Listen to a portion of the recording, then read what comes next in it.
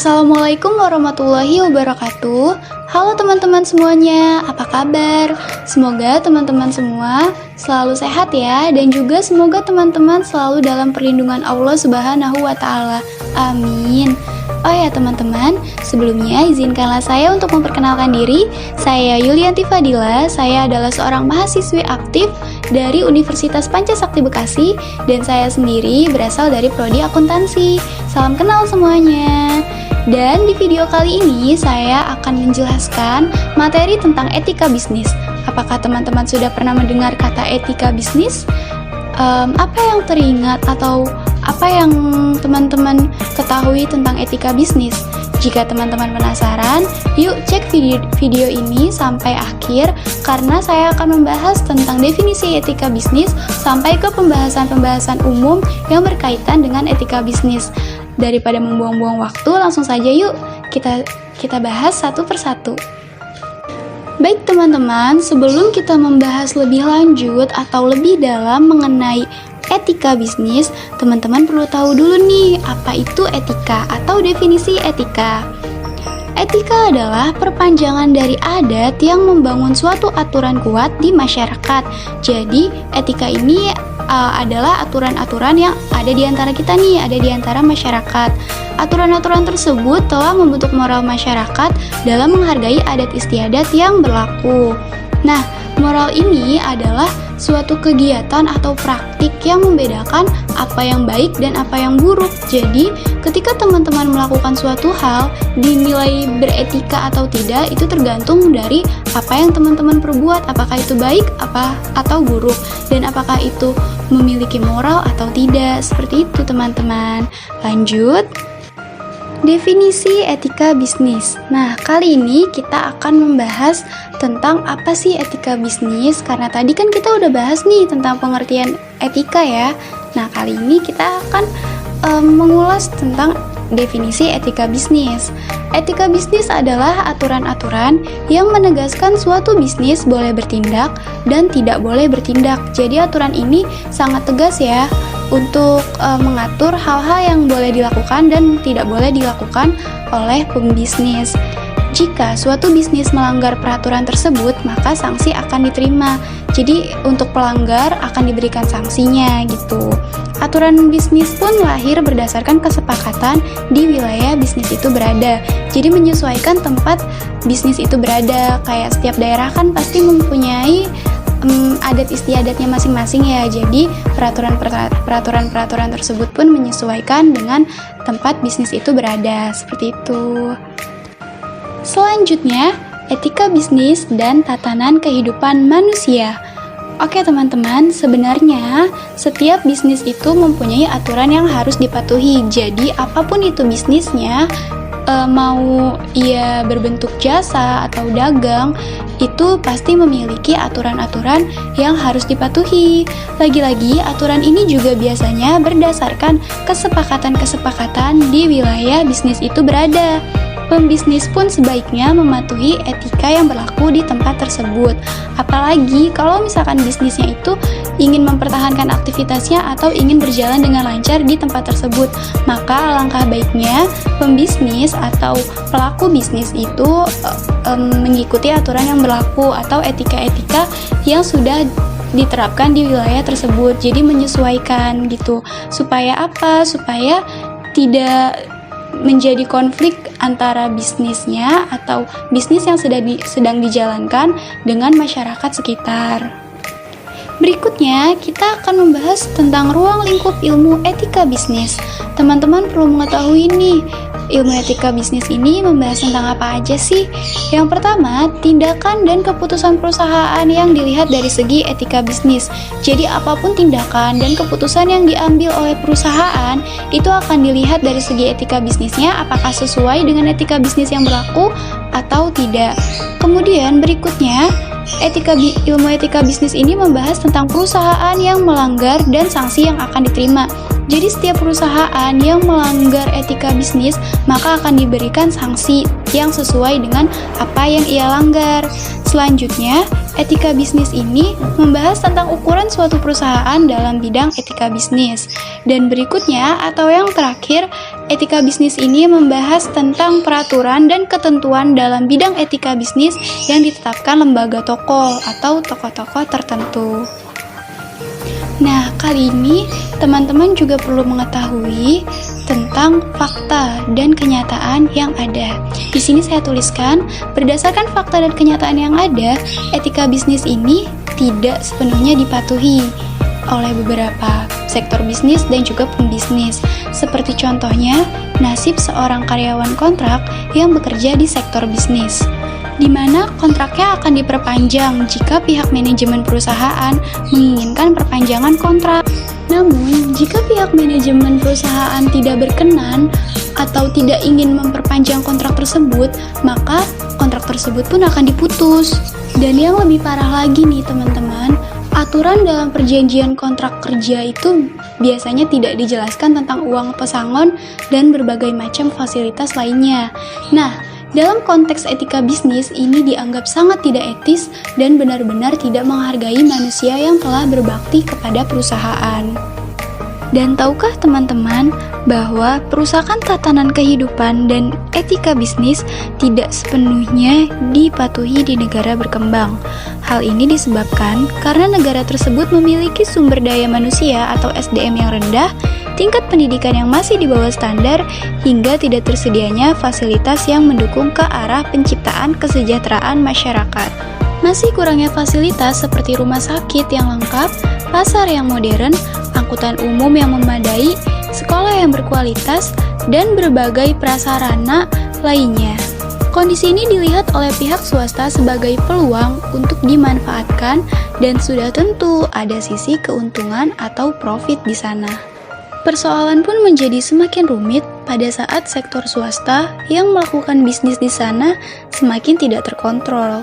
Dan ekspansi bisnis yang dilakukan pun semakin mengindahkan nilai-nilai etika bisnis.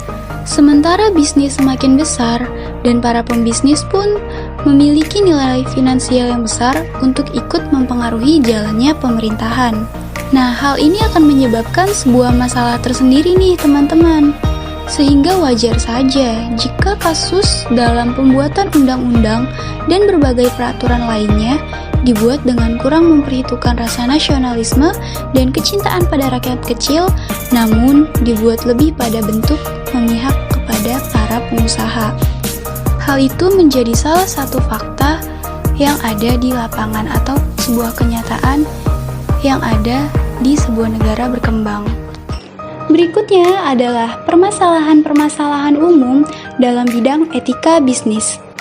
Permasalahan yang umum terjadi yang pertama adalah pelanggaran yang dilakukan dengan sengaja oleh pihak-pihak yang mengerti dan paham tentang etika bisnis karena ingin mengejar keuntungan dan menghindari kewajiban.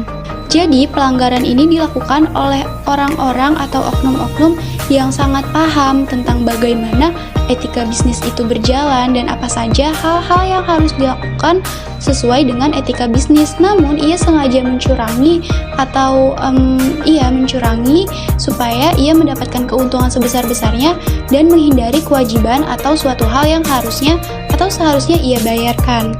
Lalu berikutnya yaitu keputusan bisnis yang mengedepankan materi dengan mengesampingkan norma dan aturan yang berlaku. Berikutnya yaitu keputusan bisnis yang dibuat secara sepihak tanpa memperhatikan ketentuan etik yang telah disahkan oleh lembaga yang berkompeten. Seperti yang sudah dijelaskan tadi atau seperti yang sudah dijelaskan sebelumnya, peraturan dan ketentuan dalam bidang etika bisnis ini juga ditetapkan oleh lembaga terkait. Jadi, apabila suatu sektor bisnis atau suatu perusahaan mengambil keputusan bisnis yang dibuat secara sepihak atau dibuat sendiri tanpa memperhatikan ketentuan etik yang telah disahkan oleh lembaga terkait atau lembaga yang berkompeten, itu termasuk dalam suatu permasalahan di bidang etika bisnis. Itu jadi masuknya sebuah masalah nih teman-teman ya. Dalam membuat suatu keputusan memang sebaiknya memperhatikan ketentuan dan juga peraturan yang telah disahkan oleh lembaga yang berkompeten supaya keputusan tersebut pun beretika dan tidak merugikan siapapun. Permasalahan umum dalam bidang etika bisnis yang terakhir adalah kondisi atau situasi di mana pihak berwenang masih lemah dalam menegakkan etika bisnis sehingga peluang ini diambil oleh pihak tertentu demi keuntungan pribadi atau kelompok. Jadi dalam kondisi ini, pihak yang memiliki wewenang justru lemah atau tidak bisa menegakkan etika bisnis yang berlaku, sehingga menimbulkan diambilnya atau munculnya pihak-pihak tertentu yang memanfaatkan peluang ini untuk mengambil keuntungan. Setelah pembahasan permasalahan-permasalahan umum dalam bidang etika bisnis, kali ini ada contoh kasus beserta solusinya. Saya akan memaparkan sebuah kasus tentang etika bisnis dan teman-teman bisa menyampaikan solusi dari kasus ini di kolom komentar ya. Baik, kita buka saja langsung kasusnya, yaitu contoh kasus ini kita anggap berasal dari wilayah Bali ya teman-teman. Jadi, dalam kehidupan masyarakat di Bali yang beragama Hindu, ada yang disebut Hari Nyepi. Di Hari Nyepi tersebut, pemeluk agama Hindu diwajibkan untuk berada di dalam rumah dan hening dengan tujuan untuk menghormati Hari Nyepi yang berlangsung hanya 1 hari saja. Jadi di 1 hari Nyepi ini, dalam 1 hari di Hari Nyepi, semua warga Bali yang memeluk agama Hindu akan berada di dalam rumah dan tidak melakukan suatu hal yang membuat kegaduhan, seperti itu teman-teman. Wisatawan asing dan domestik pun dihimbau untuk tidak berkeliaran dari hotel atau tempat penginapan. Dan perlu teman-teman ketahui juga bahwa peraturan ini pun berlaku bagi seluruh wisatawan dan pembisnis. Jika mereka melanggar, maka akan ada sanksi yang mereka peroleh, di mana sanksi ini pun sudah diatur dalam tata kehidupan para pemangku agama di Provinsi Bali.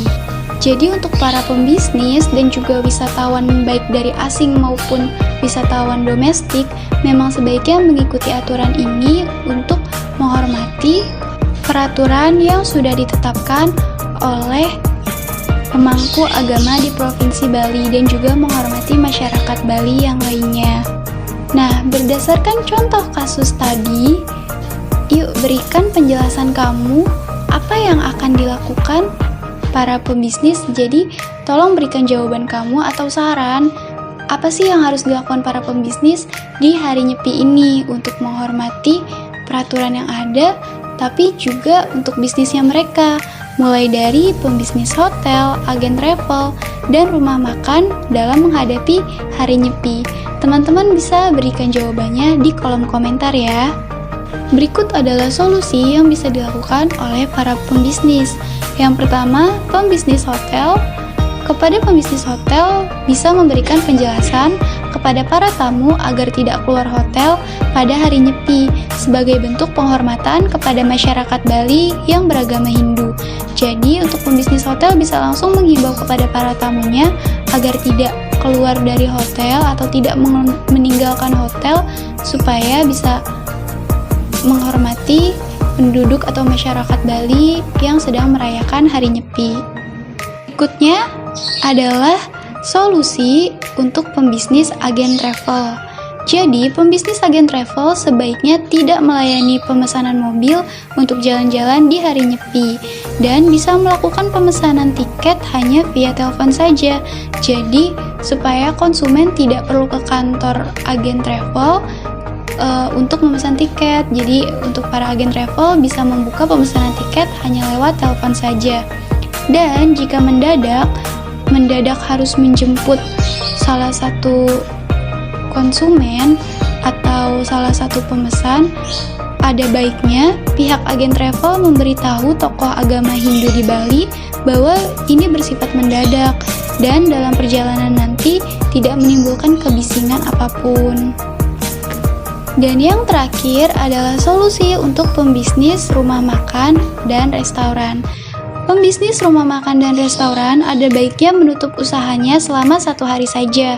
Karena jika tetap buka, dikhawatirkan akan sepi pengunjung karena konsumen tidak ada yang keluar rumah. Jadi, jika tetap dibuka, khawatirnya justru malah tidak ada yang membeli. Jadi lebih baik diliburkan saja dalam 1 hari untuk menghormati masyarakat Bali dan juga untuk menghindari kesepian pengunjung.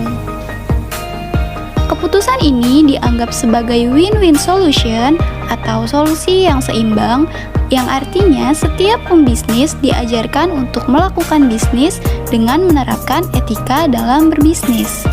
Baik, sekian video pembelajaran yang saya buat. Mohon maaf teman-teman bila ada kesalahan. Terima kasih karena sudah menonton video ini sampai habis dan semoga bermanfaat. Wassalamualaikum warahmatullahi wabarakatuh.